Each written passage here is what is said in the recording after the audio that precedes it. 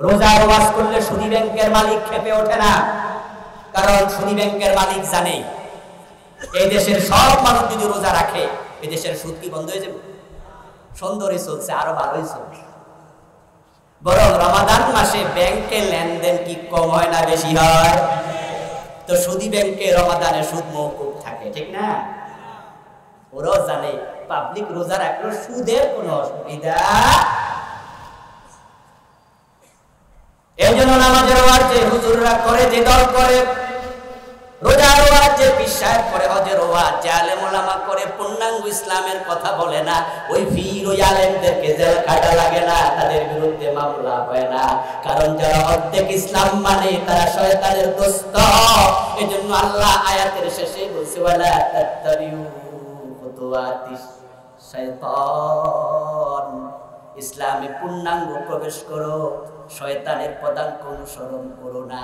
অর্ধেক ইসলাম মানাই মানে হলো বাকি অর্ধেকটা শয়তানের জিম্মায় চলে যায়। তো যারা সুদী ব্যাংকের মালিক, সিনেমা হলের মালিক, যারা মদখোর, মদের ব্যবসায়ী, তারা ভাবে মানুষ নামাজি হবে, রোজাওয়ালা হবে, আমাদের অসুবিধা কি? আমাদের মদ, আমাদের সুদ, আমাদের সিনেমা হল বন্ধ হবে না। এবার আপনাদের কাছে একটু আমি জানবো, দয়া করে যারাই বোঝেন একটু উত্তর দিয়েন, দেশে যদি পূর্ণাঙ্গ ইসলাম আসে সুদী ব্যাংক কি থাকবে? সিনেমা হল চলতে দেয়া হবে? মদের ব্যবসা কি চলবে? মদ পান করলে 80 ব্যক্তি পিঠে সামনা করে ফেলা হবে। তখন তারা ভাবে পূর্ণাঙ্গ ইসলাম আসলেই তো সমস্যা। এই জন্য তখন তারা, যারা পূর্ণাঙ্গ ইসলামের কথা বলে, তাদের বিরোধিতা করে। আচ্ছা, আল্লামা সাঈদী রাহিমাহুল্লাহ, উনাকে আপনারা দেখেছেন, সরাসরি ওয়াজ শুনেছেন, এমন লোকের সংখ্যা এখানে অনেক। এ কুমিল্লা টাওয়ার হলে, এ কুমিল্লা ঈদগাহের মাঠে আমরা কত ওয়াজ শুনেছি, ঠিক কিনা? আচ্ছা, আল্লামা সাঈদী 1971 সনে কি করছে এটা আমি নিজেও দেখি নাই, কারণ আমার জন্মই তো 75-এ, স্বাধীনতার 4 বছর পরে। উনার আগের ইতিহাস আমি জানি না, কিন্তু যখন থেকে তাকে দেখি তখন থেকে তাকে আমি জানি তার মতো একজন মিষ্টভাষী, তার মতো একজন প্রাজ্ঞ বিজ্ঞ মুফাসসির বাংলার জমিনে দ্বিতীয় জন। এই দেশের লোকেরা তার ওয়াজ শোনার জন্য পাগলের মতো দৌড়ে যেত, পঙ্গপালের মতো দৌড়ে যেত। আল্লামা সাঈদী রাহিমাহুল্লাহর ওয়াজ শোনার জন্য মানুষ দল মত ভুলে যেত, সবাই পাগল হয়ে দৌড়াতো। ওই আল্লামা সাঈদী যদি অর্ধেক ইসলামের ওয়াজ করতেন, পূর্ণাঙ্গ ইসলামের ওয়াজ না করতেন, উনি পীর হয়ে যদি মুরিদ বানাতেন, উনার মতো মুরিদ বাংলাদেশে কোনো পীর পেত না। আপনারা জেনে থাকবেন যে উনার বাবা ফুরফুরা শরীফের খলিফা ছিলেন। আল্লামা সাঈদী রাহিমাহুল্লাহর বাবা ফুরফুরা শরীফের খলিফা ছিলেন। আচ্ছা, বাবা যদি পীর হয়, ছেলে পীর হওয়া কি কঠিন না সহজ? কত সহজ? পানির মতো সহজ। কারণ হচ্ছে আমাদের দেশে ডাক্তার হতে এলেম লাগে, ডাক্তারের ছেলে ডাক্তার হতে পারে না, পড়ালেখা লাগে। মাস্টারের ছেলে মাস্টার হয় না, লেখাপড়া লাগে। ইঞ্জিনিয়ারের ছেলে ইঞ্জিনিয়ার হবে না, লেখাপড়া যদি না করে। কিন্তু পীর হওয়ার জন্য কি কোনো লেখাপড়া লাগে?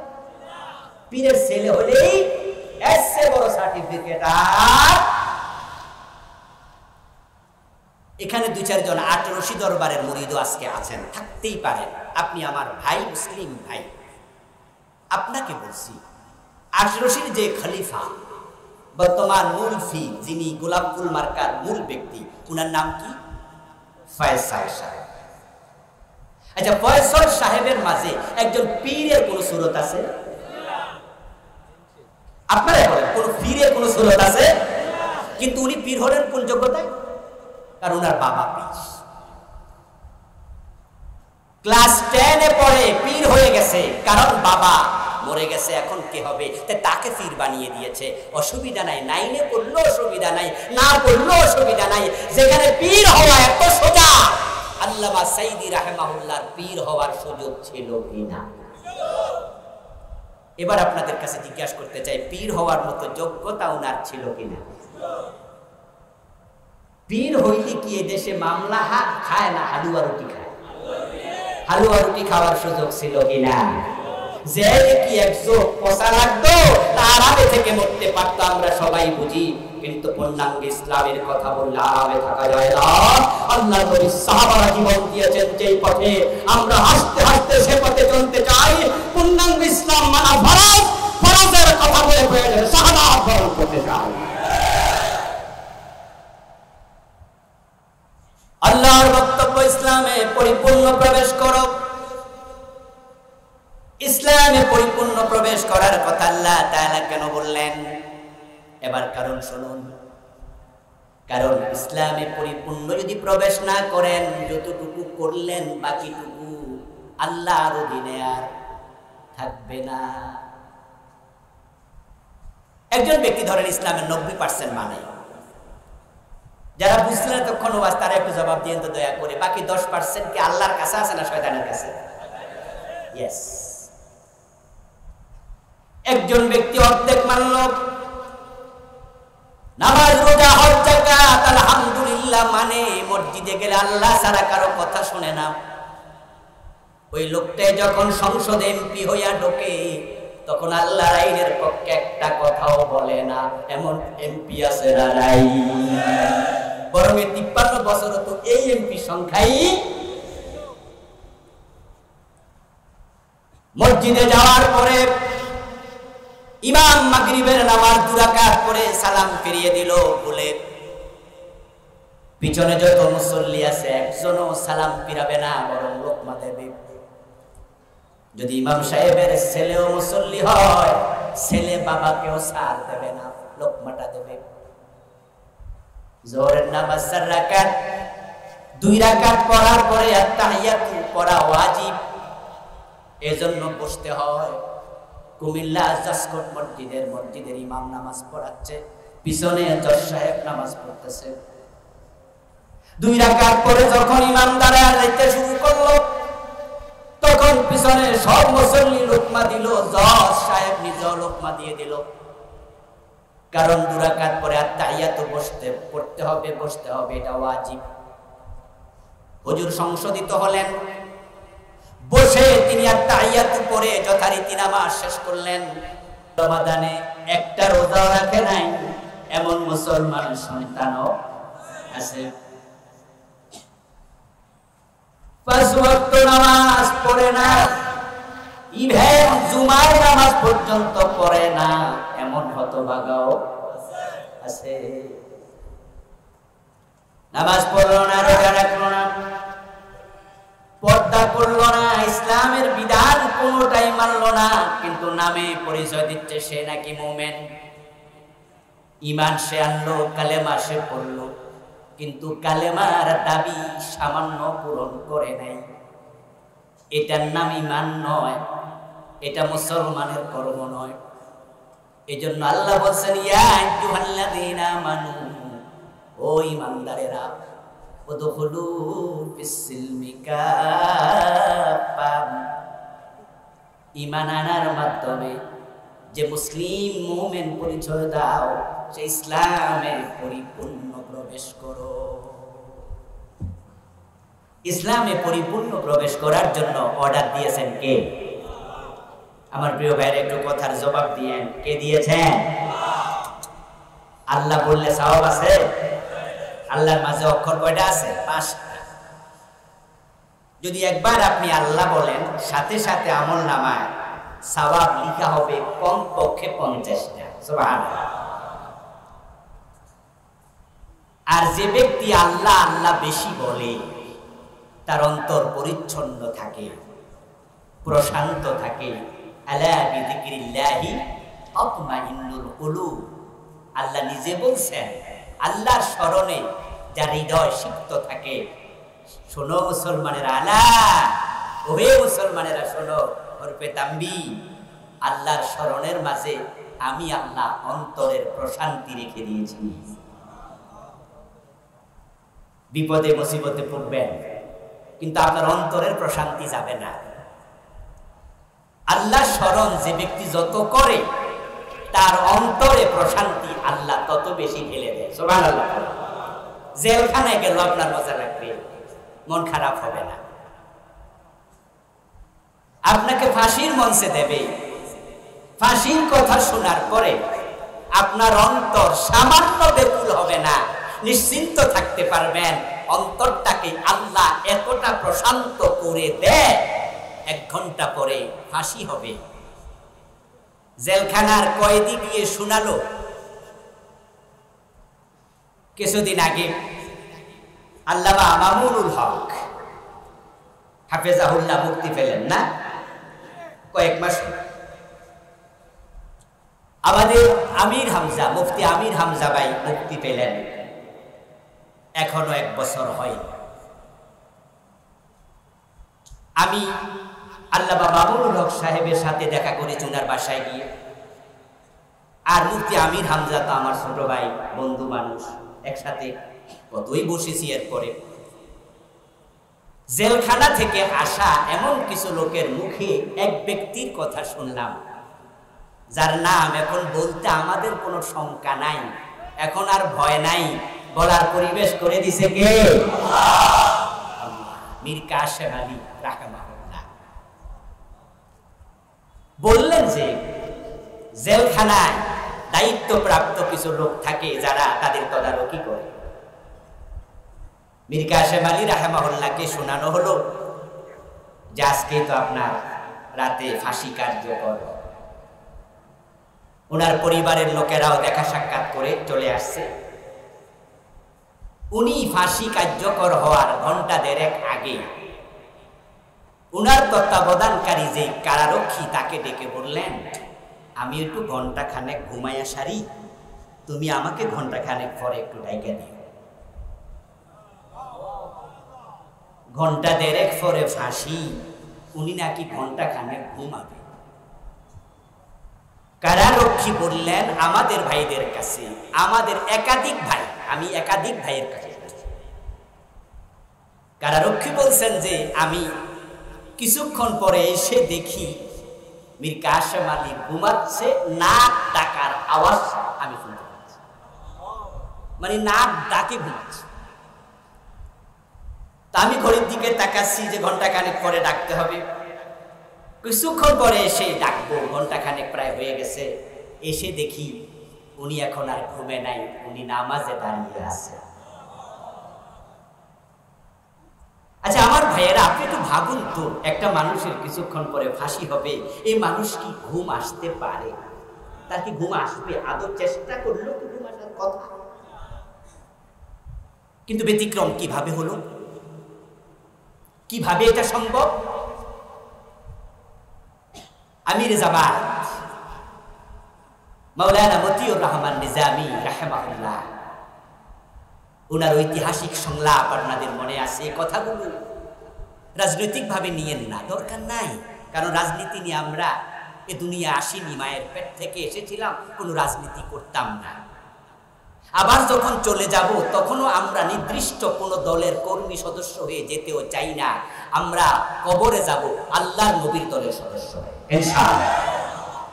এজন্য আমাদেরকে যখন কবরে রাখা হবে তখন দোয়াও করা হবে, বিসমিল্লাহি আলা মিল্লাতি রাসূল।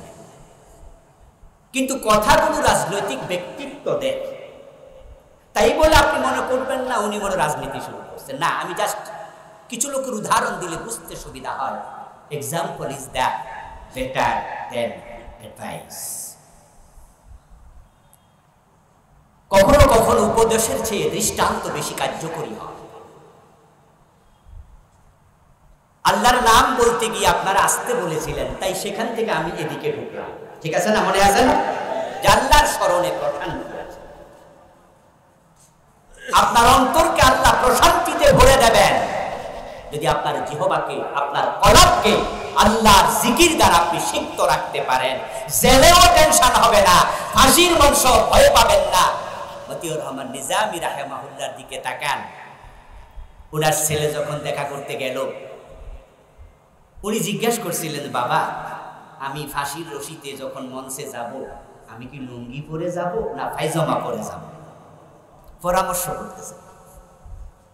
আচ্ছা, যে বেটা কিছুক্ষণ পরে মইরা যাবে, এই বেটা লুঙ্গি না পায়জামা, কথা এত মনে থাকার কথা না।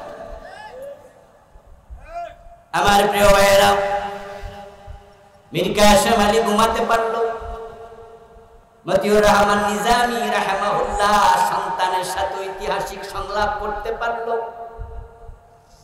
এটা আপনিও পারবেন, আমিও পারবো, কারণ যাদের অন্তর তার আল্লাহকে দিয়ে দেয়, আল্লাহর স্মরণে ব্যস্ত রাখে, দুনিয়ার কোন টেনশন তাদেরকে টাচ করে না।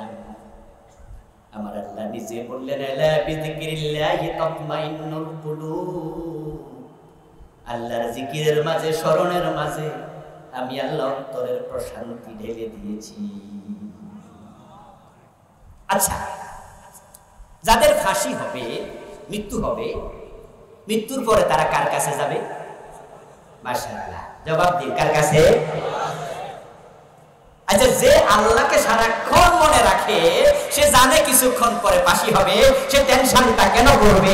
মৃত্যুর মাধ্যমে সে তো আল্লাহর কাছে পৌঁছে যাবে, টেনশন কেন করবে? আমরা যখন কারো মৃত্যুর খবর শুনি, তখন আমরা কি পড়ি? ইন্না লিল্লাহি ওয়া ইন্না ইলাইহি রাজিউন। আচ্ছা, এটা কি মৃত ব্যক্তির জন্য দোয়া? অনুবাদের দিকে খেয়াল করলে বুঝবেন, এটা মৃত ব্যক্তির জন্য দোয়া নয়।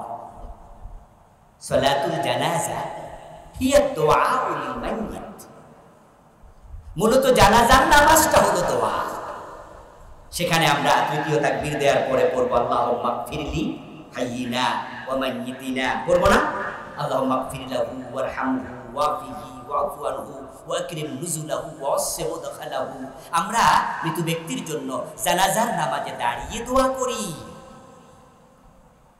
এজন্য প্রিয় নবীজি সাল্লাল্লাহু আলাইহি ওয়াসাল্লাম বলেছেন, ইজা সাল্লাইতুম আলাল মাইয়িত ফাআখলিসু লাহু দুআ, যখন তোমরা মাইয়িতের জন্য নামাজ পড়বা, তখন নামাজের ভিতরে তোমরা ইখলাসের সাথে তার জন্য দোয়া করবা।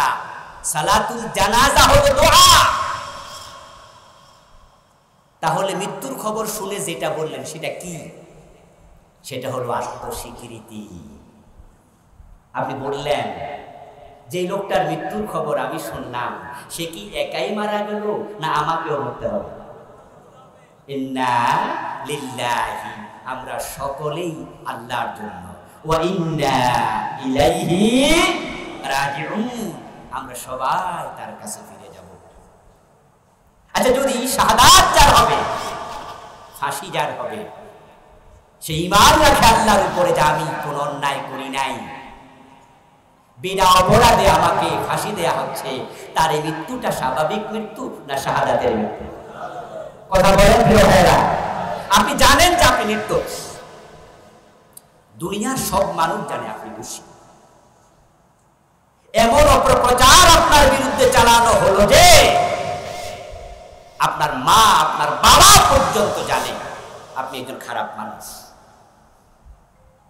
ইব্রাহিম আলাইহিস সালামকে যখন আগুনে ফেলা হলো, আগুনে ফেলার আগে ইব্রাহিম আলাইহিস সালাম নিচের দিকে তাকিয়ে, সরকির দিকে তাকিয়ে, যেটা ধরে ঘুরাচ্ছিল, যেন ইব্রাহিম সরকি টান দিলে মাঝখানে গিয়ে পড়ে। আগুন তো খুব চলছিল, কাছাকাছি যাওয়া যায় না, ফেলবে কিভাবে? যারা সরকি টানতেছিলেন, ইব্রাহিম আলাইহিস সালাম নিচের দিকে তাকিয়ে দেখেন তাদের মাঝে তার বাবা আজরটাও আছে। তার বাবা আজর সরকি টানতেছে, ছেলে যেন আগুনে পড়ে। মাঝে মাঝে অপপ্রচার, মাঝে মাঝে ভুল চিন্তা এতটা গভীরে চলে যায়, নিজের আপনজন বিরোধী হয়ে যায়। অথচ যে ইব্রাহিমের বিরুদ্ধে পুরা জাতি একমত হয়ে গেল, তার বাবা আজর সহ চিৎকার দিয়ে আওয়াজ দেবেন, সে ইব্রাহিম কি দোষী না নির্দোষ? ইব্রাহিম আলাইহিস সালাম যখন আগুন থেকে 40 দিন পর বের হলেন, কিচ্ছু হয়নি উনার জন্য আগুনকে ফুল বাগান আল্লাহ বানিয়ে দিয়েছেন। ইব্রাহিম আলাইহিস সালাম যখন আবার কালেমার কথা বললেন, মূর্তিদের বিরুদ্ধে বললেন, তখন ইব্রাহিমের বাবা আজর বলেছিল, লা ইল্লাম তানতাহি লা আরজুমান্নাকা ওয়াহজুরনি মালিয়া। ইব্রাহিম, তুমি কি এখনো থামবা না? তোমার কারণে এই নমরুদ আমাকে গালিগালাজ করে, আমি তোমার বাবা, গালি দেয়, ওয়াহজুরনি মালিয়া, তুমি আমাকে একটু শান্তিতে থাকতে দাও, তোমার কারণে আমি অশান্তিতে ভুগতেছি, যদি তুমি না থামো আরো জুমান্নাকা, আগুনে ফেলেছিলাম, পোড়ায় নাই আগুন, তাহলে আমি নিজে তোমাকে পাথর মেরে হত্যা করব। বাবার এই কথা শোনার পরে ইব্রাহিম আলাইহিস সালাম খুব কষ্ট পাইছিলেন, খুব কষ্ট পাইছিলেন। তখন তিনি বাবাকে লক্ষ্য করে বলেছিলেন, ঠিক আছে, তাহলে আমি দেশ থেকে চলে যাচ্ছি, আমার রব আমাকে পথ দেখাবেন। তখন তিনি ইরাক থেকে সিরিয়ায় হিজরত করলেন। তামাম দুনিয়ার সব মানুষ জানে আপনি দোষী, ভুল প্রচার, অপপ্রচার, কিন্তু আপনি জানেন যে আপনার কোনো দোষ নাই, আপনি নির্দোষ। এবার আপনাদের কাছ থেকে আমি জবাব চাইব, যদি আপনি নির্দোষ হন আর কেউ আপনাকে গুলি করে মেরে ফেলে, আপনাকে ফাঁসিতে ঝুলিয়ে দেয়, আপনার মৃত্যুটা কি স্বাভাবিক মৃত্যু না শাহাদাত? এবার আপনাদের কাছে আরেকটি জবাব চাইব, শাহাদাতের মৃত্যুর সেই সেরা মৃত্যু কি আর আছে? এই জন্যই তো আমরা আল্লাহর কাছে শাহাদাতের মৃত্যু চাই। আমিও চাই, আমিও চাই, আমিও চাই আল্লাহ যেন আমাকে শাহাদাতের মৃত্যু দেয়। ফারুক আজম ওমর রাদিয়াল্লাহু তাআলা আনহু তিনি প্রায়শই দোয়া করতেন, আল্লাহুম্মা রযুকনি শাহাদাতান ফি সাবিলি ওয়াজআল মাউতি ফি বালাদি রাসূল। হে আল্লাহ, তোমার পথে আমি ওমরকে শহীদ হিসেবে কবুল করো, আমার মৃত্যুটা তোমার রাসূলের শহরে নির্ধারিত করো। ফারুক আজম ওমর রাদিয়াল্লাহু তাআলা আনহু এই দুটি দোয়া আল্লাহ একসাথে কবুল করেছেন। আল্লাহ ওনাকে শাহাদাত দিয়েছেন, রাসূলের মসজিদে নববীতেই তিনি শহীদ হয়েছেন। সুবহানাল্লাহ, মদিনায় তিনি শাহাদাত। এবার শহীদ মীর কাসেম আলীর দিকে আবার যাচ্ছি, যেখান থেকে আমি আসছিলাম সেখানে গিয়ে আমরা আগের জায়গায় ফিরে চলে যাব ইনশাআল্লাহ। মীর কাসেম আলী রাহিমাহুল্লাহ, ওনার বিরুদ্ধে যখন মামলাগুলোর কথা চলছিল তখন তিনি সৌদি আরবে ছিলেন। এইবারে রমাদানে সৌদি আরবের কয়েকজন ভাই আমার সাথে কথা বলছিলেন, ওখানে মক্কায় অথবা মদিনাতে। প্রসঙ্গক্রমে বললেন যে মীর কাসেম আলীকে আমরা বলেছিলাম যে আপনি দেশে যাইয়েন না, কয়েকজন অ্যারেস্ট হয়ে গেছে, বাকিদেরকে অ্যারেস্ট করবে, অবস্থা ভালো না, আপনি দেশে যাইয়েন না। উনি তখন জবাব দিয়েছিলেন, আমি দোষ করিনি, যদি পালিয়ে থাকি তাহলে কেউ ভুল বুঝা আমাকে দোষী মনে করতে। যেই লোক নিজেকে নির্দোষ দাবি করতে পারে, জানে তাকে যে কারণে ফাঁসি আজকে রাতে দেয়া হবে, ওই কারণগুলোর সাথে তার ন্যূনতম সম্পর্ক নাই। তিনি জানেন যে আমার মৃত্যু সাধারণ মৃত্যু না, আমি আল্লাহর সাথে মুলাকাত করব, এটাই শাহাদাতের মৃত্যু হবে। তাহলে তার অন্তরে টেনশন আসবে কেন? তার প্রশান্তির ঘুম তো হতেই পারে।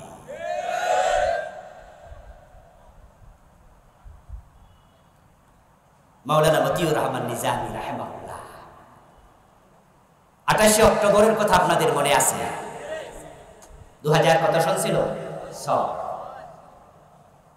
যখন লগি বইটার তাণ্ডব চলছিল পল্টনে, ঠিক ওই টাইমে মতিউর রহমান নিজামী রাহিমাহুল্লাহ মাইকে বক্তৃতা দিচ্ছিলেন।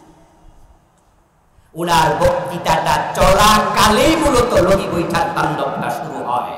সে বক্তৃতা এখনো ইউটিউবে আছে, আপনারা একটু শুনবেন, নিরপেক্ষ দৃষ্টিতে শুনবেন।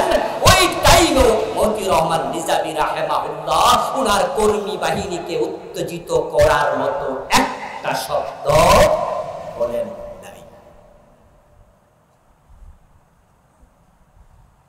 এই মানুষগুলো সত্যি আল্লাহর প্রেমিক। আমার প্রিয় ভাইয়েরা, সেই লোকটা জানে 71-এর অভিযোগ আমার কান্দে চাপাইয়া দিয়া কিছুক্ষণ পর আমাকে ফাঁসি দেবে।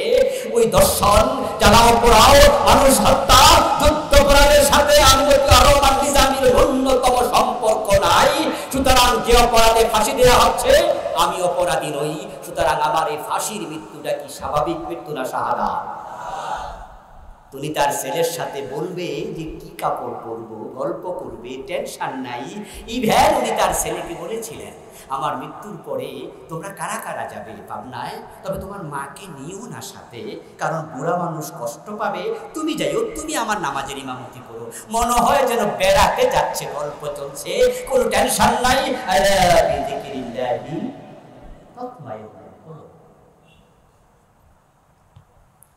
আমার প্রিয় ভাইরা বলছিলাম,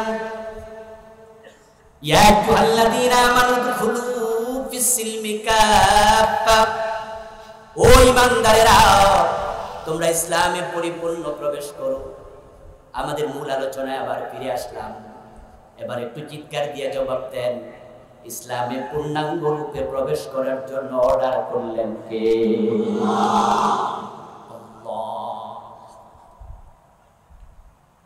আল্লাহ যখন বললেন কুতিবা আলাইকুমুস সিয়াম, তোমাদের উপর রোজা ফরজ করা হয়েছে, রোজা রাখার জন্য আল্লাহ অর্ডার দেওয়ার পরে রোজা রাখা নফল না ফরজ? আল্লাহ যখন বললেন আকিমুস সালাহ, তখন নামাজ দিনে 5 বার কায়েম করা নফল না ফরজ? আল্লাহ যখন বললেন সামর্থ্য যার আছে, ওয়ালিল্লাহি আলান নাস হিজ্জুল বাইত মান ইসতাতা ইলাইহি সাবিলা, সামর্থ্য থাকলে জীবনে একবার হজ করো। সামর্থ্যবানের জন্য হজ করা নফল না ফরজ? তো আল্লাহ অর্ডার দিলে কাজ করাটা কি হয়? তাহলে ইসলামে পরিপূর্ণ প্রবেশ করো। এখন আমরা যারা মুমিন, ইসলামে পরিপূর্ণ প্রবেশ করা নফল না ফরজ? এই বিষয়ে কারো দ্বিমত আছে? দ্বিমত আছে? ইসলামে পরিপূর্ণ প্রবেশ করা অর্ডার কার? এই অর্ডার মানা নফল না ফরজ? এবার বলুন তো, যে ইসলামে নামাজ আছে সেই ইসলামে চোর ধরে হাত কাটো, এই অর্ডার আছে না? 53 বছরের বাংলাদেশে এই অর্ডার পালন করছেন কয়দিন? যে ইসলামে রোজার কথা আছে, জেনা করলে অবিবাহিত নারী পুরুষকে 100 বেত্রাঘাত করো, বিবাহিত হলে পাথর মারো, এমন অর্ডার ইসলামে আছে না নাই? তো সেই আইন বাংলাদেশের 53 বছরে মানছেন কয়দিন? হজ করার জন্য আওয়ামী লীগ, বিএনপি, জাতীয় পার্টি, জামাত ইসলাম, নেজামে ইসলাম সব দলের লোক মক্কায় যায়। সৌদি আরব বাংলাদেশে কোঠা দেয় 1 লাখ, লাইনে থাকে 1.5 লাখ, বাকি 50,000 কি হজ মন্ত্রণালয় বলে এই বছর যাওয়ার সুযোগ আপনার নাই, পরের বছর যাই। 1 বছর হজ করে না, 2 বার 3 বার করে, 5 বার 10 বার হজ করে, এমন লোক আছে না নাই? যে হজ করার জন্য জামাত, বিএনপি, আওয়ামী লীগ, জাতীয় পার্টি সবাই মিলে দৌড় মারলেন মক্কা। হজ আপনার উপর ফরজ, এটা আল্লাহর বিধান। মদ পান করলে 80 বেত লাগাতে হবে, এই বিধানটা ইসলামে আছে না নাই? 53 বছরে কয়জন মদখোরকে 80 বেত লাগিয়েছেন? তাই ইসলামে আমরা বাংলাদেশের লোকেরা পুরোপুরি ঢুকছি না অর্ধেক? অর্ধেক ঢোকার অনুমতি আপনাদের দিল কে?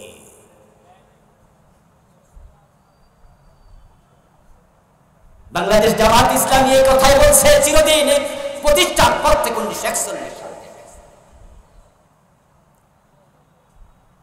আজকে জামাত ইসলামের উদ্যোগে আয়োজিত এই মাহফিল, জামাত ইসলামীর নাম ছাড়া আমরা ওয়াজ করেছি গত 15 বছর, কোনো মাহফিলে জামাতের নাম নেই নাই। কিন্তু আজকে জামাতের নাম নিয়ে যে পূর্ণাঙ্গ ইসলামের কথা বলছি, গত 15 বছরের নাম ছাড়া ওই পূর্ণাঙ্গ ইসলামের কথাই বলেছে। কারণ তখন নাম নেয়ার কোনো পরিবেশ ছিল না। জামাত ইসলামী পূর্ণাঙ্গ ইসলামটাই চায়, আর জামাত ইসলামীর জন্য সমস্যাটাও এটাই। কারণ যারাই পূর্ণাঙ্গ ইসলামের কথা বলে তখনই জালেমদের গায়ে জ্বালা পোড়া শুরু হয়ে যায়। তারা জানে নামাজের কথা বললে অসুবিধা নাই, মসজিদে মানুষ যাক নামাজ পড়ুক, তার সিনেমা হল বন্ধ হবে না। কারণ নামাজি যেমন সমাজে আছে, সিনেমা দেখার লোক আছে, শুক্রবারেও সিনেমা দেখে এমন লোক আছে না নাই? ওরা ভাবে নামাজি মানুষ হোক, আমরা কি, কারণ আমাদের লোক তো আলাদা, এরা তো আমাদের এখানে আইব। এই জন্য নামাজের ওয়াজ করলে সিনেমা হলের মালিক খেপে ওঠে না। রোজার ওয়াজ করলে সুদী ব্যাংকের মালিক খেপে ওঠে না, কারণ সুদী ব্যাংকের মালিক জানে এই দেশের সব মানুষ যদি রোজা রাখে এই দেশের সুদ কি বন্ধ হয়ে যাবে? সুন্দরই চলছে, আরো ভালোই চলছে। বরং রমাদান মাসে ব্যাংকে লেনদেন কি কম হয় না বেশি হয়? তো সুদী ব্যাংকে রমাদানে সুদ মওকুফ থাকে, ঠিক না? ওরাও জানে পাবলিক রোজা রাখলে সুদের কোনো অসুবিধা। এই জন্য নামাজের ওয়াজ যে হুজুররা করে, যে দল করে, রোজার ওয়াজ যে পীর সাহেব করে, হজের ওয়াজ যে আলেম ওলামা করে, পূর্ণাঙ্গ ইসলামের কথা বলে না, ওই পীর ওই আলেমদেরকে জেল কাটা লাগে না, তাদের বিরুদ্ধে মামলা হয় না। কারণ যারা অর্ধেক ইসলাম মানে তারা শয়তানের দোস্ত। এজন্য আল্লাহ আয়াতের শেষে বলছে ওয়ালা তাত্তাবিউ খুতুওয়াতিশ শাইতান, ইসলামে পূর্ণাঙ্গ প্রবেশ করো, শয়তানের পদাঙ্ক অনুসরণ করো না। অর্ধেক ইসলাম মানাই মানে হলো বাকি অর্ধেকটা শয়তানের জিম্মায় চলে যায়। তো যারা সুদী ব্যাংকের মালিক, সিনেমা হলের মালিক, যারা মদখোর, মদের ব্যবসায়ী, তারা ভাবে মানুষ নামাজি হবে, রোজাওয়ালা হবে, আমাদের অসুবিধা কি?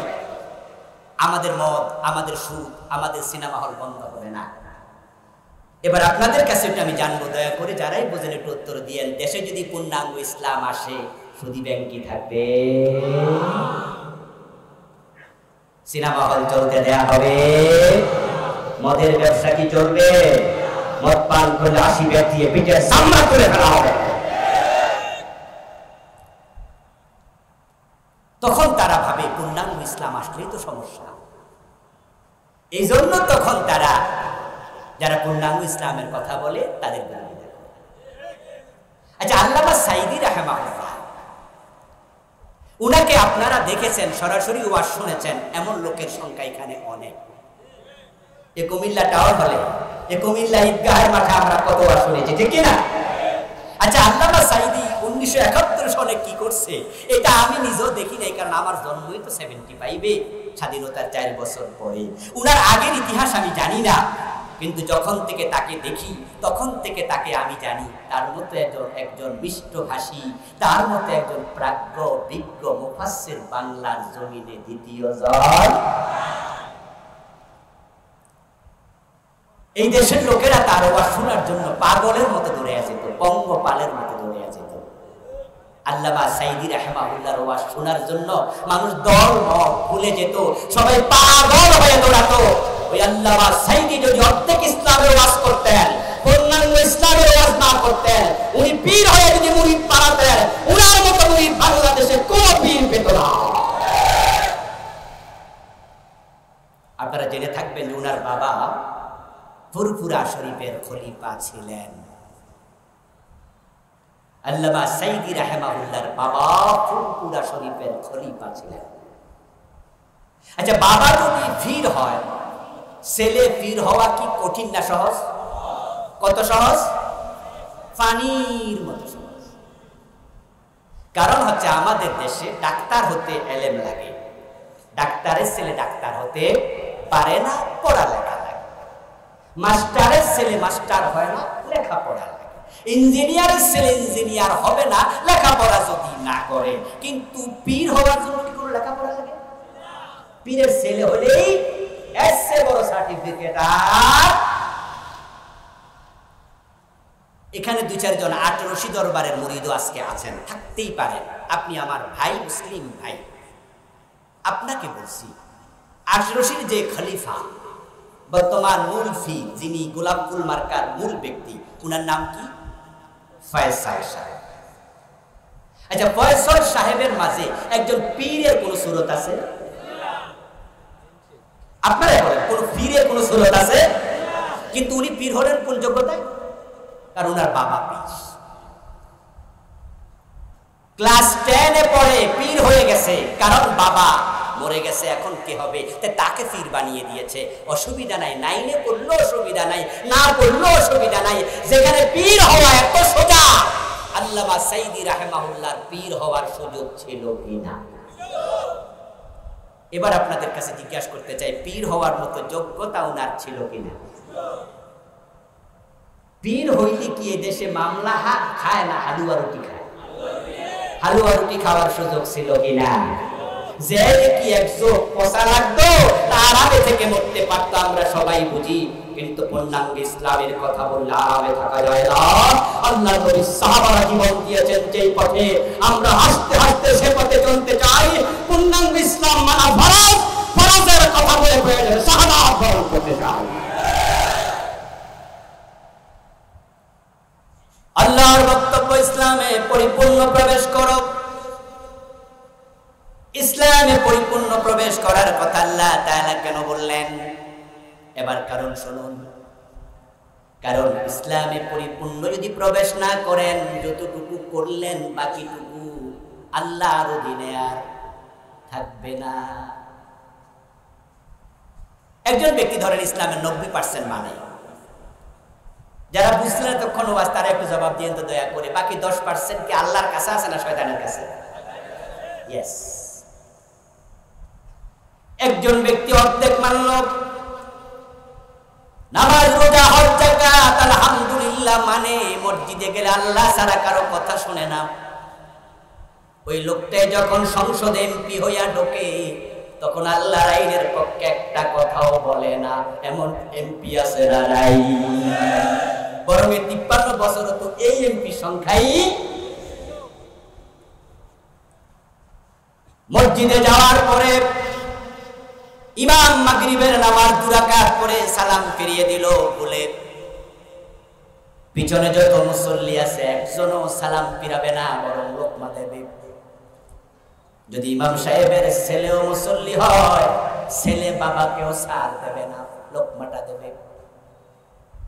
জোহরের নামাজ 4 রাকাত, 2 রাকাত পড়ার পরে আত্তাহিয়াতু পড়া ওয়াজিব, এজন্য বসতে হয়।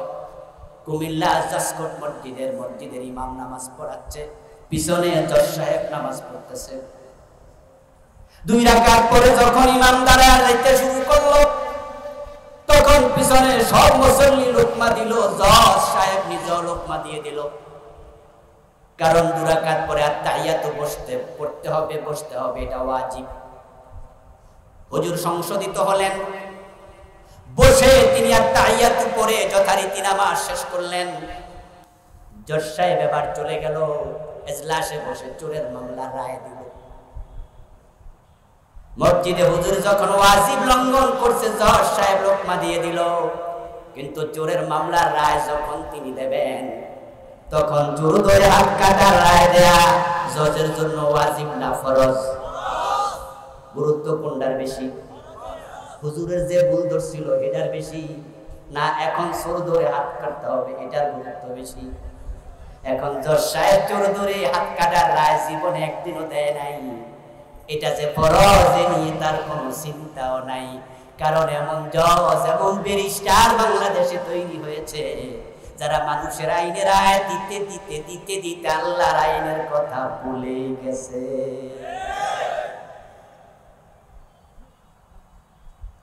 ও প্রিয় ভাইরা, ইসলাম আপনি মানেন না তা নয়, আপনি অর্ধেকটা মানলেন, বাকি অর্ধেক শয়তানের অধীনে। 80% মানলেন, বাকি 20% শয়তানের অধীনে। আল্লাহ আবার বলছে, শোনো, ইন্নাহু লাকুম আদুউম মুবিন, শয়তানের কাছে তুমি তোমার ইসলামের কোন অংশ দিও না, পুরো আল্লাহর কাছে দিয়ে দাও। শয়তান তোমার এত বড় দুশমন, সে যতটুকু পাবে অতটুকু নিয়ে এমন জোরে টান মারবে, তোমার বাকি 90% ছুটাইয়া দেবে। আমার প্রিয় ভাইরা, ইসলামে পরিপূর্ণ প্রবেশ করে কথাটা বোঝানোর জন্য 1-2টা উদাহরণ দিলে বুঝতে একটু বেশি সহজ হয়। আমরা যখন মশা বেড়ে যায়, তখন মশা থেকে বাঁচার জন্য আমরা মশারি টানাই না? আচ্ছা, মশারি যখন টানান, তখন মশারির ভিতরে হাত একটা ঢুকাইলেন, আরেকটা বাহিরে রাখলেন, পা ঢুকাইলেন, মাথা ঢুকাইলেন, পেট ঢুকাইলেন, সব ঢুকাইলেন, শুধু অতটুকু বাহিরে রাইখা দিলেন। এলাকার মশারা বেজার না খুশি? কোন কারণে খুশি? ওরা বলবে যে অতটুকু পাইলে আমাদের জন্য আপাতত।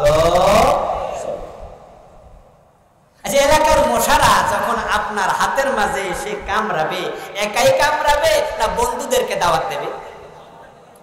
মশারা যে গুনগুন করে গান গায়, এটা আসলে গান না, এটা তাদের কথা ট্রান্সফার করার একটা মাধ্যম। প্রত্যেক মাখলুককে কথা বলার ক্ষমতা দিয়েছে কে? সব মাখলুক তার মুখে জিকির করে, তাদের জিকির বুঝার ক্ষমতা আমাদের নাই। তারা কথা বলে, ওই কথা বুঝার ক্ষমতা আমাদের নাই। আমার প্রিয় ভাইরা, আবার বলুন তো, আপনার যে হাতখানা মশারির বাহিরে,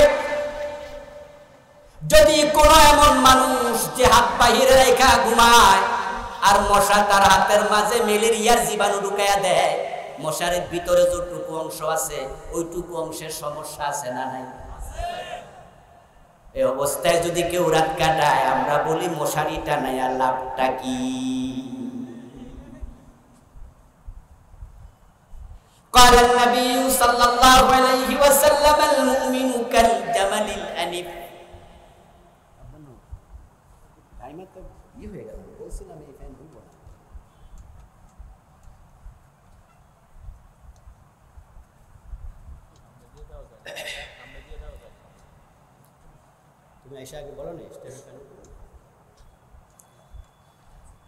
গরমকাল হয়ে গেছে তো, আর আমি হার্টের সমস্যা হলে এমনি গরম বেড়ে যায়, ঘেমে অস্থির হয়ে যাচ্ছে। আচ্ছা, যতটুকু তাড়াতাড়ি সম্ভব শেষ করে দিচ্ছি। প্রিয় ভাইরা, বলছিলাম আল্লাহর হাবিব বলছেন আল মুমিন কাল জামালিল আনিস হাইসুমা কিদা ইনকাত।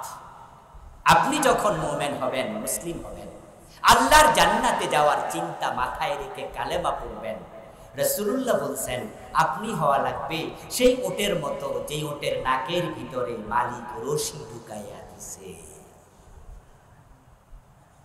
এত চমৎকার উদাহরণ আমি রাসূলের মুখে শুনে বিস্মিত হয়েছি। কি দারুণ করে বুঝান আমার প্রিয় ভাইরা। যে ওটের নাকের ভিতরে মালিক রশি ঢুকাইয়া দিছে, ওই ওট কি স্বাধীন না পরাধীন? ওই ওট কি নিজের মন মতো কদম রাখে না মালিকের টান মতো? মালিক রশি টানে যেদিকে, কদম রাখতে বাধ্য সেদিকে। তুমি মুমিন হওয়ার পরে ইসলামের বাহিরে, আল্লাহর কথার বাহিরে একটা কাজ করার অধিকার তোমার। এখন আমাদের দেশের মুসলমানেরা ইসলামকে মানছে না তা নয়, অতটুকু মানে যতটুকু সুবিধা, যতটুকু মানলে কোনো লস নাই।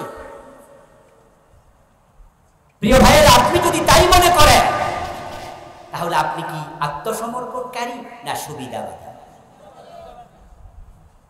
ইসলাম হচ্ছে আত্মসমর্পণ করার ধর্ম, যেখানে আল্লাহর কথার বাহিরে চলার কোনো অধিকার নাই। আল্লাহ রহমান নাম, গাফফার নাম আমাদেরকে অনেক সময় ধোকায় ফেলে। এই নামগুলোর ওয়াজ শুনতে শুনতে আমরা আল্লাহর নাম যে জব্বার, আল্লাহর আরেকটা নাম কাহ্হার, আমরা এগুলো ভুলতে বসেছি। আপনারা যারা আমার ওয়াজ শুনছেন এবং বুঝছেন, তারা একটু জবাব দিবেন দয়া করে। রহমান আল্লাহর নাম, সে আল্লাহর নামের মাঝে কাহ্হার আছে না নাই? গফফার আল্লাহর নাম, ওই আল্লাহর নামের মাঝে জব্বার আছে না নাই? আপনি এই দুইটা শুনে ধোঁকা পড়লেন কেন? বাকি নাম আপনি ভুলে গেলেন কেন? আপনি ইসলাম অর্ধেক মেনে বাকিটা ছেড়ে দিলেন কেন? আজকের মাহফিলে টাকনু গিরার নিচে কাপড় পরে মাহফিলে আসছে এমন প্যান্টওয়ালা, লুঙ্গিওয়ালা, পায়জামাওয়ালা শ্রোতা আছে না নাই? টাকনু গিরার নিচে কাপড় পরা পুরুষের জন্য জায়েজ না হারাম? ইসলামে হারাম আপনি ঢুকাইলেন। আল্লাহর ভয় আপনার কলিজা থেকে কে সরে? এটা তো কবিরা গুনাহ, এটা তো হারাম। আজকের মাহফিলে আসতে সিগারেট টানতে টানতে আসছে, আবার যাওয়ার সময় সিগারেট টানতে টানতে বাড়িতে যাবে, এমন শ্রোতা আছে না নাই? ধূমপান করা কবিরা গুনাহ, কবিরা গুনাহ। মাকরুহ তাহরিমি হলো কবিরা গুনাহ, হারাম হলো কবিরা গুনাহ। কারণ মাকরুহ তাহরিমি এবং হারাম কবিরা গুনার ক্ষেত্রে দুটার হুকুম।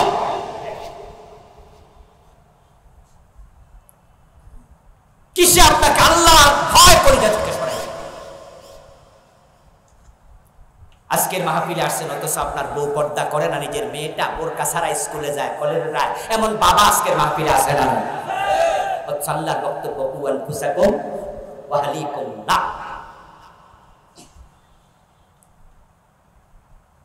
প্রিয় ভাইরা, যুদ্ধের মাঠে রাসূলুল্লাহ সাল্লাল্লাহু আলাইহি ওয়াসাল্লাম বসে আছেন তাঁবুতে, যুদ্ধ চলছে। হয়তো প্রিয় নবী ওই মুহূর্তে একটু বিশ্রাম করছিলেন।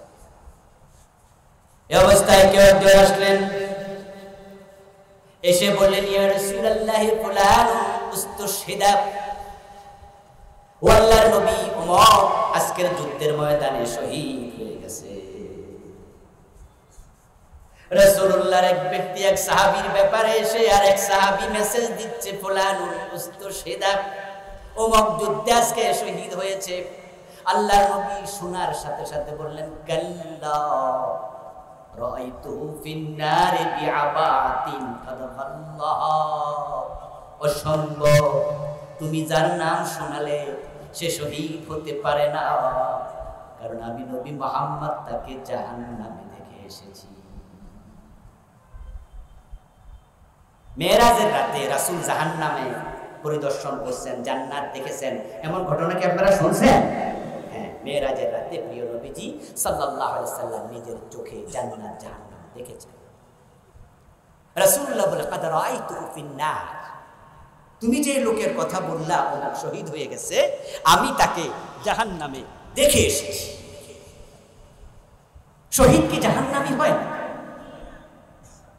এবার রাসূল বলছে, বিআবাতিন কাদাল্লাহ, সে জাহান্নামী হওয়ার কারণ হচ্ছে ওমর যুদ্ধের গনিমতের মাল থেকে সে একটি চাদর চুরি করেছিল।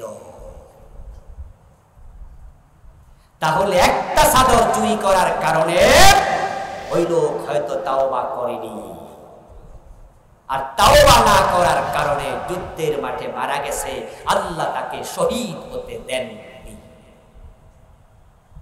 যুদ্ধের মাঠে মারা যাওয়ার পরেও শাহাদাত নসিব হয়নি, একটা চাদর চুরি করেছে।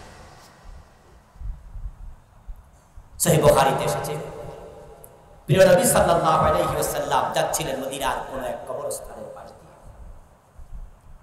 দুটি নতুন কবর তিনি দেখলেন। রাসূলুল্লাহ সাল্লাল্লাহু আলাইহি ওয়াসাল্লামের কিছু স্পেশালিটি ছিল, বিশেষ গুণ ছিল, যেটা দুনিয়ার অন্য কোনো মানুষের ছিল না। যেমন আমরা সামনের চোখ দিয়ে যেভাবে দেখি, রাসূলুল্লাহ গর্দান দিয়ে সেভাবে দেখতেন। সুবহানাল্লাহ বলেন। উনি পিছন থেকে সেভাবে দেখতেন, আমরা সামনে থেকে যেভাবে দেখি। আমাদের গা ঘর্মাক্ত হলে ঘাম বের হয়, ঘামের সাথে বের হয় দুর্গন্ধ, কিন্তু রাসূলুল্লাহর ঘামের মাঝে ছিল আতরের মতো সুগন্ধ। স্পেশালিটি। উম্মত যদি বিয়ে করতে চায়, একসাথে 4টার বেশি বিয়ে করতে কোন মুসলিম পারবে না। প্রিয় নবী বিয়ে করেছেন 11টি, একসাথে জীবিত ছিলেন স্ত্রী 9 জন। এটা রাসূলের স্পেশালিটি। তার মাঝে একটা ছিল, উনি কবরের পাশ দিয়ে হেঁটে গেলে কবরের ভিতরে যারা আছেন তারা কে কেমন আছেন রাসূল উপর থেকে দেখতে পেতেন। মদিনার গোরস্থানের পাশ দিয়ে রাসূল যাচ্ছেন, দুটি নতুন কবর দেখে প্রিয় নবীজি বললেন, ইন্নাহুমা লা ইউআযাবান ওয়া মা ইউআযাবান ফি কাবীর। প্রিয় নবীজি বলছেন, এই দুইটা কবরের শাস্তি চলছে, এই দুইটা কবরে আযাব চলতেছে। তারপর কিছুক্ষণ পরে তিনি বললেন, আম্মা হাদুমা ইয়ামশি বিন নামিমা ওয়া আম্মাল আখারু লা ইস্তাতিরু আন বাউলিহি। প্রিয় নবী এবার বলছে, শোনো আমার সাহাবারা, এই কবরে শাস্তি চলার কারণ হলো, এই কবরে যে লোকটা আছে, এই লোকটা একজনের কথা আর একজনের কানে লাগাইয়া পেছ লাগাইতো, সগলখড়ি করত। এমন লোক আমাদের দেশে আছে না? একজনের পেছ আরেকজনের কাছে লাগাই দিয়া মুস্কি মুস্কি হাসে, পান খায় আর মনে মনে করে যাক লাগাই দিছি, এবার শুনুক। আবার প্রিয় ভাই, রাসূলুল্লাহ বলছে, লোকটা নামিমা করতো, নাম্মাম ছিল। দ্বিতীয় জনের দিকে তাকায় রাসূলুল্লাহ সাল্লাল্লাহু আলাইহি ওয়াসাল্লাম বলছেন, বাকি কবরস্থানে যে আছে গোরস্থা কবরে, তার সমস্যা কি? তার সমস্যা হলো ইস্তাতিরু আন বাউলিহি, সে নিজের প্রস্রাব থেকে ভালো করে পবিত্র হতো না। প্রস্রাব কইরা সাথে সাথে দাঁড়াইয়া যায়, প্রস্রাব কইরা হাইটা যায়, সামনে ফ্যান একটু ভিজা রইছে প্রস্রাব লাগা, এমন কিছু হতভাগা আছে না নাই? প্রস্রাব করে টিস্যুটা পর্যন্ত নেয়, কুত্তার মতো খাড়ায় খাড়ায় প্রস্রাব করে, তারপর একটা লাড়া দিয়া ফ্যানটা সেন্ট করে। প্রিয় নবী বলছে এই লোকটার অভ্যাস ছিল প্রস্রাব থেকে সে সতর্ক থাকতো। এবার আপনাদের কাছে আমার প্রশ্ন, এই যে দুই কবরস্থানে আযাব চলছিল, তাদের অপরাধ রাসূল কয়টা করে বললেন? জবাব দেন। কয়টা করে? কয়টা করে? তারা একটা করে গুনাহ করছে। এবার আপনি আজকে মাঠে আমরা যারা আছি, আমল নামায় কোনো গুনাহ নাই এমন আমরা কয়জন আছি? আমাদের আমল নামায় গুনাহ কি একটা না বেশি? তাহলে এই জাতীয় চরিত্র নিয়ে আপনি মরবেন কোন সাহসে? এই জন্য ইসলামকে পরিপূর্ণ অনুসরণ করুন। যেখানে ঘাটতি হবে সেখানে তওবা করতে হবে। তওবা না করে মরলে একটা কবিরা গুনাহ জাহান্নামে যাওয়ার কারণ হয়ে যেতে। প্রিয় ভাইরা, আরেকটি হাদিস,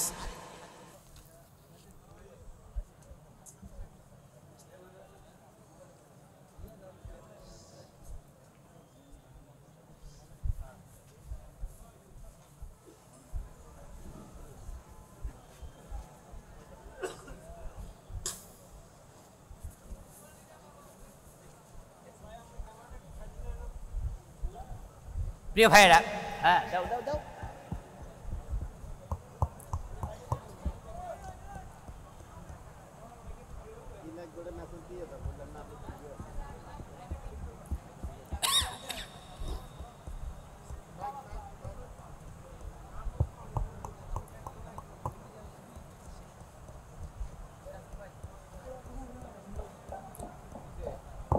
প্রিয় ভাইরা, আমরা আলোচনার শেষ দিকে চলে আসছি, যাওয়া দরকার নেই, আমরা একসাথে দোয়া করে দেব, ঠিক আছে ভাইরা?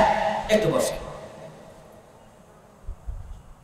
রাসূলুল্লাহ সাল্লাল্লাহু আলাইহি ওয়াসাল্লাম যুদ্ধের ময়দানে, এই অবস্থায় একজন সাহাবী এসে বললেন, ইয়া রাসূলুল্লাহ, আজকের যুদ্ধে ওমর সবচেয়ে বেশি বীরত্ব প্রদর্শন করেছে, তার সম্মুখে যেই পরে তলোয়ার দিয়ে কচু কাটা করছে, আজকে তার হাতে কত কাফের নিহত হয়েছে হিসাব নাই।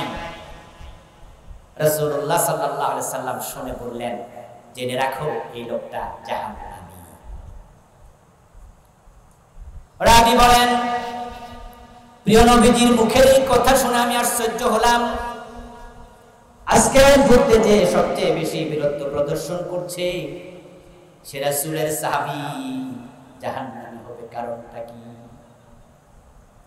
তাই আমি সিদ্ধান্ত নিলাম এর কারণ আমি উদ্ঘাটন করে ছাড়বই। আমি যুদ্ধের মাঠে চলে গেলাম, ওই বীরত্ব প্রদর্শনকারী সাহাবী যেই দিকে যুদ্ধ করতে করতে সামনে যায় আমিও তার পিছু নিলাম। আমি আজকে এটার শেষ পর্যন্ত দেখে নেব কারণটা কি। দেখতে পেলাম এক পর্যায়ে ওই লোকটা যুদ্ধের মাঠে দারুণ আহত হলো, প্রতিপক্ষ তাকেও আঘাত করলো, প্রতিপক্ষের আঘাতে সে আহত হলো।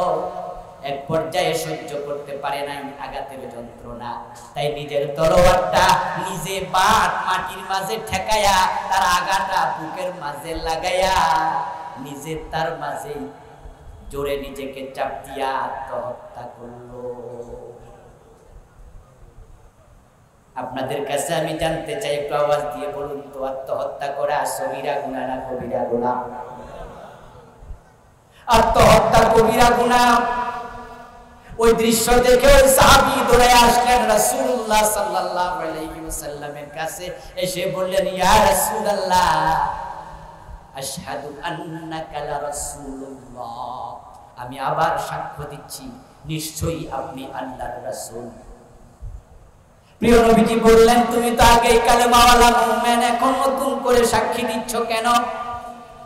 ওই সাহাবী জবাব দেয়, কিছুক্ষণ আগে আপনি যার কথা বলেছিলেন ওই বীরত্ব প্রদর্শনকারী জাহান্নামী, আমি তার পিছনে ছিলাম কারণ উদ্ঘাটন করার জন্য।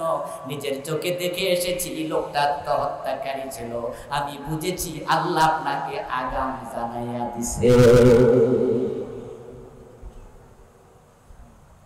এবার আপনারা যারা এই হাদিস শুনলেন, আগেও জানেন, আজকেও শুনলেন, অনেকে নতুন, আপনারা একটু জবাব দেন তো, এই যে আত্মহত্যা করছে লোকটা, ওর আমলনামায় রাসূলুল্লাহর পক্ষ থেকে যে ঘোষিত গুনাহ, যেটা ওই সাহাবী শুনাইলো, আমরা আজকে হাদিসে শুনলাম, কয়টা গুনার কথা জানলাম?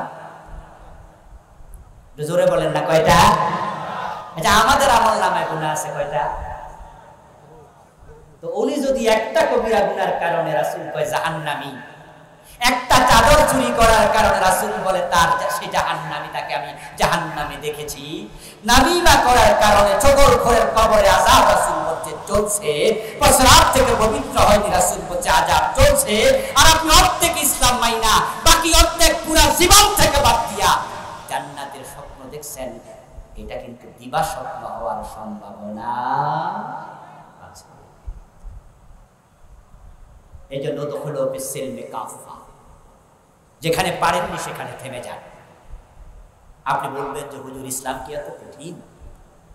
আমি বলবো দোস্ত, আল্লাহ যখন রহমান হন তখন ইসলাম হয়ে যায় একবারে সহজ। আল্লাহ যখন গফফার হন ইসলাম হয়ে যায় একবারে সহজ।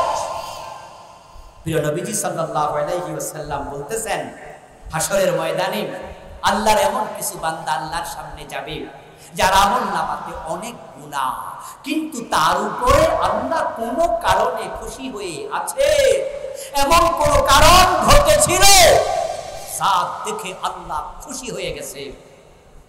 শুধু একটা ভালো কাজে জান্নাত মিলেছে এমন হাদিসও,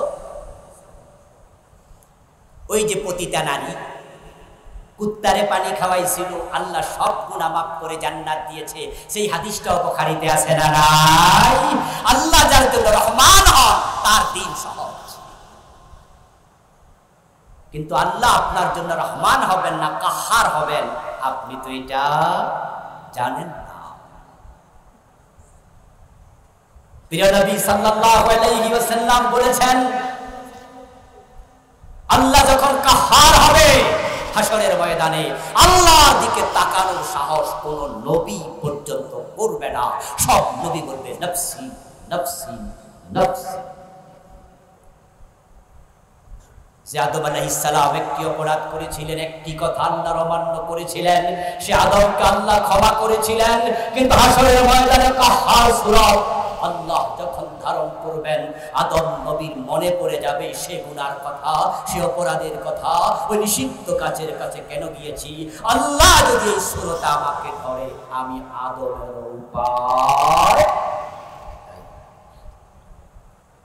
এজন্য প্রিয় ভাইয়েরা, আসুন আত্মসমালোচনা করি। قال النبي صلى الله عليه وسلم الكيس من دان نفسه وعمل لما بعد الموت। দুনিয়াতে সে সবচেয়ে চালাক মানুষ যে নিজের দোষ নিজে খোঁজে, আত্মসমালোচনা করে, রাতে ঘুমানোর আগে মাথায় বালিশে মাথায় রেখে তখন আপনি চোখ বন্ধ করে ভাববেন আজকে কয়বার চোখের খেয়ানত করেছেন, আজকে লেনদেনে কাকে ঠকিয়েছেন, ওজনে কম দিলেন কিনা, মালে বেজাল দিলেন কিনা, মিথ্যা কথা বললেন কিনা, গীবত হলো কিনা, চগলখড়ি হলো কিনা, কি কি গুনাহ আজকে করেছি। নিজের দোষ নিজে খুঁজবেন, তাওবা করে তারপরে ঘুমাবেন। আর যদি মানুষ তাওবা করে, তার গুনাহ যদি আকাশ পরিমাণ হয়ে যায়, রাসূলুল্লাহ বলেছেন আল্লাহ সকল গুনাহ তাওবাকারীকে এমন ভাবেই ক্ষমা করে কামাল্লা যানবাহু, যেন সে জীবনে কোনো গুনাহই করে নাই। আল্লাহ তাআলা আমাদের সকলকে জীবনের সব জায়গায় আল্লাহর দ্বীন মেনে চলার মতো মানসিকতা দান করুন, সেই পথে এগিয়ে যাওয়ার সুযোগ দিন। প্রিয় ভাইয়েরা, 53 বছর পরে বাংলাদেশ নতুন এক সময় পেয়েছে, রাষ্ট্রীয়ভাবে ইসলাম কায়েম করার সুযোগ আল্লাহ আমাদের হাতে দিয়ে দিয়েছেন। 71-এর পর 72-এ সংবিধান লেখা হয়েছে। 72-এর পর থেকে এত বছর পর্যন্ত কোন সরকার সংবিধান পরিপূর্ণ পরিবর্তন করেনি, করার সাহস করেনি। নিজেদের সুবিধা মতো উপধারা, মূলধারা একটা দুটা 17 বার পরিবর্তন, 18 বার পরিবর্তন করেছে কম বেশি, কিন্তু আল্লাহ এবার এমন সুযোগ দিয়েছে, আগস্ট বিপ্লবের পরে বর্তমান যদি সরকার চায় গণভোটের মাধ্যমে আগের সংবিধান পরিপূর্ণ বাতিল করে নতুন সংবিধান লেখার সুযোগ আছে।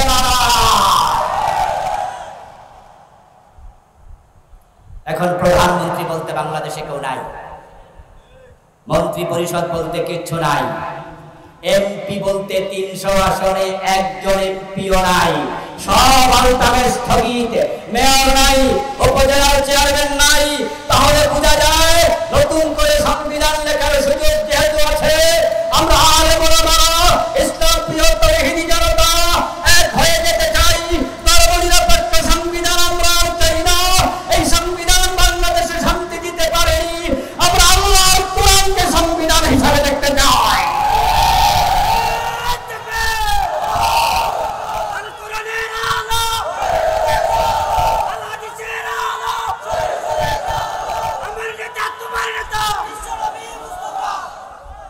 আমার প্রিয় ভাইরা, আল্লাহর কোরআনকে সংবিধান বানানোর সুযোগ 92% মুসলমানের আছে না নাই? মানুষ যদি জেগে ওঠে তাহলে রেজাল্ট কি হয় এটা আমরা আগস্টের 5 তারিখ দেখেছি। আপনারা জেগে ওঠুন কোরআনের পক্ষে। ডক্টর ইউনূস এবং তার অন্তর্বর্তীকালীন সরকার নিরপেক্ষ নির্বাচন যখন দেবে, 1 বছর পর, 2 বছর পর, 3 বছর পর যখনই দেয়, আমরা কোরআনওয়ালা যদি একমত হয়ে যাই, আমরা আর বিএনপি আওয়ামী লীগ জাতীয় পার্টি চাই না, আমরা কোরআনের পক্ষে আমরা একমত হয়ে ইসলামের বাংলাদেশ দেখতে চাই। এজন্য আসুন আলেম ওলামারা আমরা ইখতিলাফ ভুলে যাব, অতীত পিছনে ফেলে দিতে চাই। কেউ কিয়াম করেন, কেউ কিয়াম করেন না, কেউ ঈদে মিলাদুন নবী পালন করছেন, কেউ সিরাতুন নবী পালন করছেন, কেউ জোরে আমিন বলছেন, কেউ আস্তে আমিন বলছেন, কেউ বুকে হাত বাঁধছেন, কেউ নাভির নিচে বাঁধছেন। আপনারা যারা ইসলামের বিধানগুলো নিয়ে ইখতিলাফ করছেন, প্রত্যেকেই তাদের ইখতিলাফের পক্ষে কোরআন হাদিসের দলিল আবার দিচ্ছেন। এতে বোঝা যায় আমাদের ইখতিলাফগুলো কোরআন হাদিস কেন্দ্রিকের বাইরে নয়।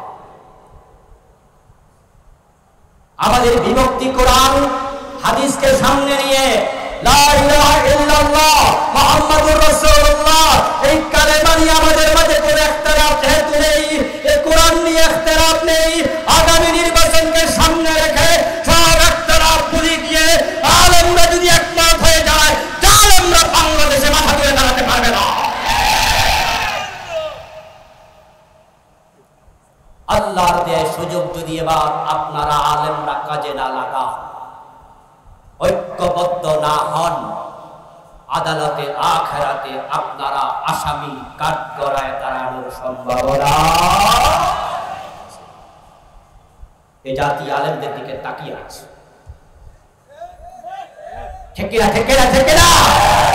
সারসিনা, সোনাকান্দা, ধামতি, ফুরফুরা, জামাত ইসলাম, নিজাম ইসলাম, খেলাফত আন্দোলন, সরমনাই, যারা আমরা তাবলীগ জামাত, আমরা যারা আছি, আমরা তো সকল ইসলামকে ভালোবাসি, ঠিক না? সকল ইসলামকে ভালোবাসি, এখানে আমাদের কারো কোনো দ্বিমত নাই। ইসলামের জন্য আমরা এক হয়ে যাই। কোরআনকে যদি আমরা দেশের সংসদ ভবনে পাঠাতে পারি, নামাজ পড়ো, নামাজ পড়ো, ওয়াজের আর প্রয়োজন হবে না, আইন হয়ে যাবে। জেল দেয়া হতো, যে সমস্ত মেয়েরা বেহায়া পরার পোশাক পরবে তাদের তো আইনের আওতায় আনা হবে। 1 সপ্তাহ 2 সপ্তাহ করে দেখবে বাংলাদেশের নারীরা বোরকা পরে সবাই রাস্তায় নামবে। সুদ বন্ধ হয়ে যাবে, ঘুষ বন্ধ হয়ে যাবে। ছাত্র জনতার বিপ্লবের পরে বাংলাদেশের থানাগুলোতে ঘুষ আগের মতো চলে না, কিছু কমছে। বরং ঢাকা শহরে আমরা দেখি অনেক ট্রাফিক পুলিশের মন খারাপ, দাড়িমাড়ি লয়ে সামনে পাশে খাড়াই থাকে। তো লোকজনকে সমালোচনা করতে শুনি, বলে উপরই পায় না, ইনকাম কম, তাই মোড়টা একটু নষ্ট হয়ে গেছে, কাজের মাঝে চাঞ্চল্য কম। 5ই আগস্টের বিপ্লবের পর আমরা ইসলামী সরকার পাইনি, পেয়েছি ডক্টর ইউনূসের অধীনে একটা অন্তর্বর্তীকালীন সরকার, এটা ইসলামী সরকার নয়। ইসলামী সরকার নয়, এসব যদি ঘোষ কমে যেতে পারে, অন্যায় আগের মতো না চলে কমে যেতে পারে। ইসলামী সরকার যদি বাংলাদেশে এসে যায়, মদিনার শান্তি বাংলাদেশে আবার ফিরে আসবে।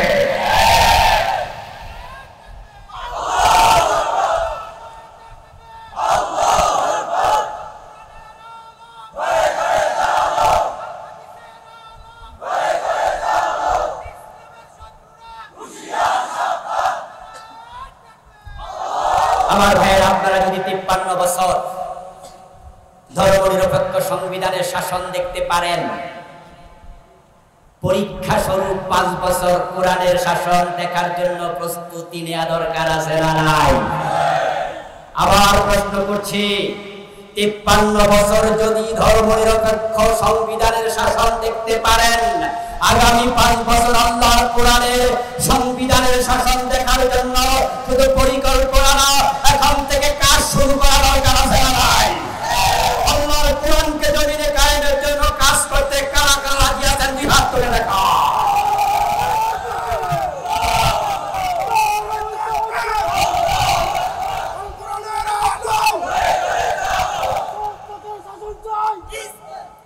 আমার প্রিয় ভাই, আল্লাহ আমাদের দুই হাত তুমি কবুল করো। আল্লাহ বাংলার জমিনটাকে কোরআনের জন্য কবুল করো। আমরা পূর্ণাঙ্গ ইসলাম বাংলাদেশে দেখতে চাই, তুমি আমাদের জন্য সেজন্য কবুল করো বলেন আমিন। হাদা মা ইনদি ওয়া লা ইনদাল্লাহ আলাইহি তাওয়াক্কালতু ওয়া ইলাইহি উনীব। প্রিয় ভাইরা, সভাপতির সংক্ষিপ্ত ভাষণের পরে ইনশাআল্লাহ আমরা দোয়া করে একসাথে বিদায় নিতে চাই। একটু ধৈর্য ধরে অপেক্ষা করুন। সম্মানিত আমরা